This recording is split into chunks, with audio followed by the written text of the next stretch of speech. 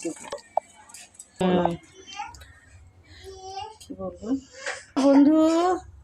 বন্ধুরা, ওরে বাবা রে, এই রুই মাছের ঝাল করব সর্ষে বাটা দিয়ে।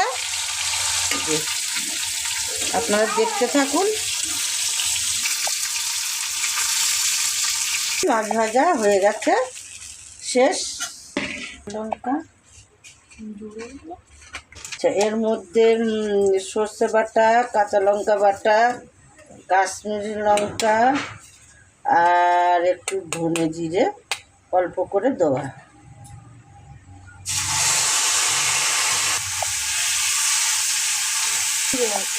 হ্যাঁ, ওই তো বললাম তো, হলুদ। এবারে দেবো লবণ, মতন দিয়ে দেবে, চিনি, হবে না। আর ওই এটা তেল ছেড়ে দিয়েছে, মশলা তার মানে হয়ে এসছে। একটু জল দেব,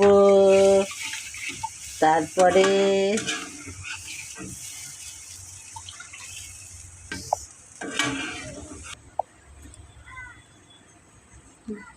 বলতে হবে।